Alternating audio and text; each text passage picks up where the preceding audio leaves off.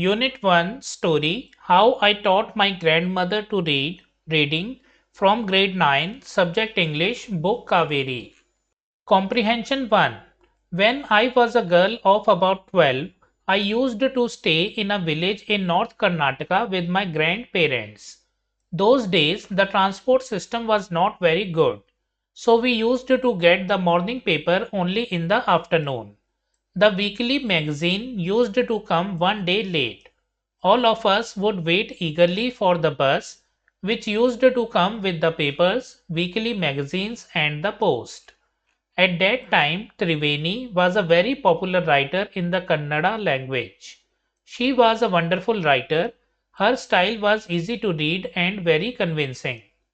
Her stories usually dealt with complex psychological problems in the lives of ordinary people and were always very interesting. Unfortunately for Kannada literature, she died very young. Even now, after 40 years, people continue to appreciate her novels. One of her novels, called Kashi Yatra, was appearing as a serial in the Kannada weekly Karmavira then. It is the story of an old lady and her ardent desire to go to Kashi or Varanasi. Ardent means keen. Most Hindus believe that going to Kashi and worshipping Lord Vishveshwara is the ultimate punya. This old lady also believed in this, and her struggle to go there was described in that novel. In the story, there was also a young orphan girl who falls in love, but there was no money for the wedding. In the end, the old lady gives away all her savings without going to Kashi. She says, the happiness of this orphan girl is more important than worshipping Lord Vishveshwara at Kashi. My grandmother, Krishtaka, never went to school, so she could not read. Every Wednesday, the magazine would come and I would read the next episode of this story to her. During that time, she would forget all her work and listen with the greatest concentration. Later, she could repeat the entire text by heart. My grandmother too never went to Kashi, and she identified herself with the novel's protagonist, so more than anybody else, she was the one most interested in knowing what happened next in the story, and used to insist that I read the serial out to her. After hearing what happened next in Kashi Yatra, she would join her friends at the temple courtyard, where we children would also gather to play hide and seek.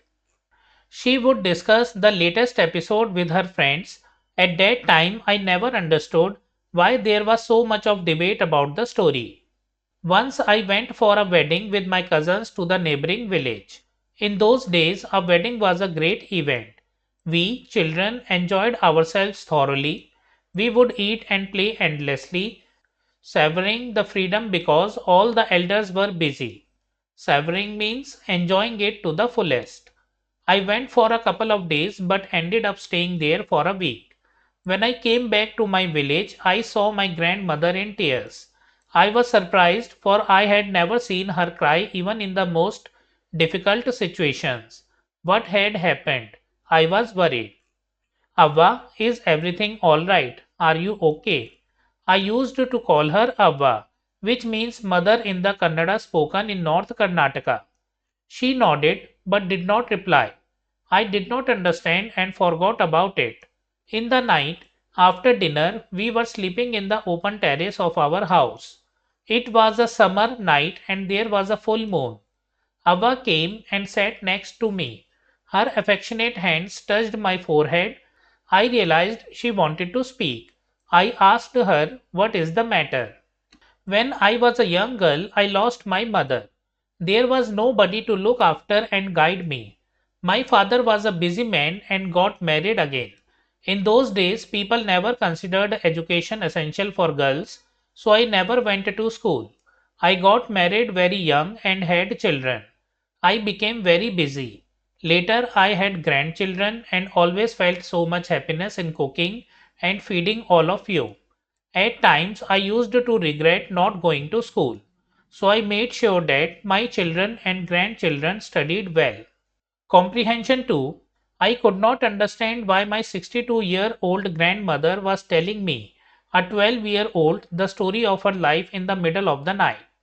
But I knew I loved her immensely, and there had to be some reason why she was talking to me.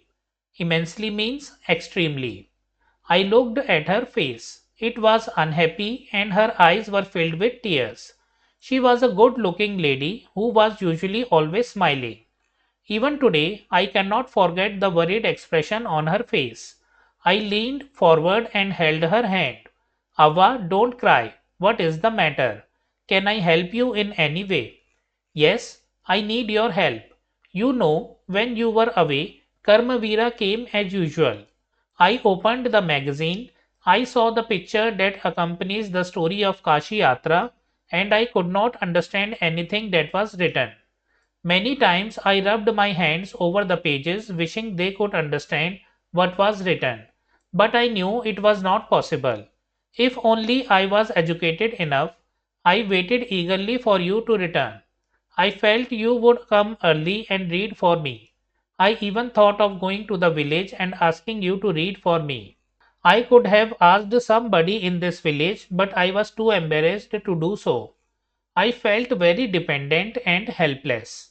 We are well off, but what use is money when I cannot be independent? I did not know what to answer, Avva continued.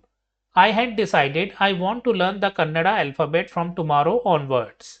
I will work very hard.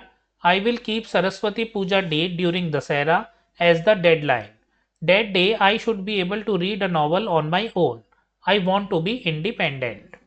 I saw the determination on her face, yet I laughed at her. Avva, at this age of 62, you want to learn the alphabet. All your hair is grey, your hands are wrinkled, you wear spectacles, and you work so much in the kitchen.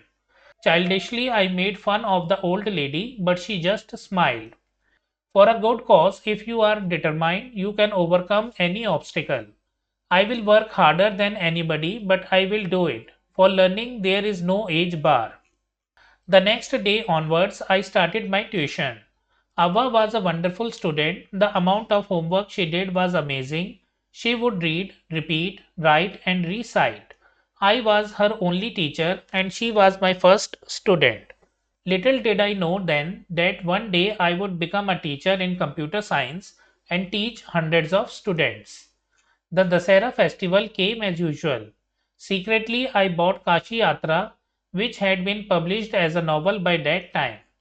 My grandmother called me to the puja place and made me sit down on a stool. She gave me a gift of frock material. Then she did something unusual. She bent down and touched my feet. I was surprised and taken aback. Taken aback means surprised by something unexpected. Elders never touch the feet of youngsters. We have always touched the feet of God, elders, and teachers. We consider that as a mark of respect. It is a great tradition, but today the reverse had happened. It was not correct. She said, I am touching the feet of a teacher, not my granddaughter. A teacher who taught me so well with so much of affection that I can read any novel confidently in such a short period. Now I am independent. It is my duty to respect a teacher. Is it not written in our scriptures that a teacher should be respected irrespective of the gender and age? I did return her namaskara to her by touching her feet and gave my gift to my first student. She opened it and read immediately the title Kashi Yatra by Triveni and the publisher's name.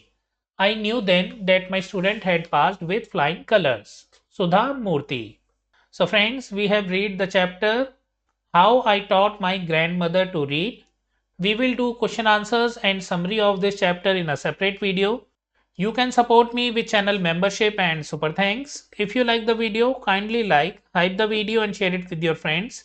Also subscribe to my channel and press the bell icon to receive new video notifications. We will meet in the next video. Thank you for watching.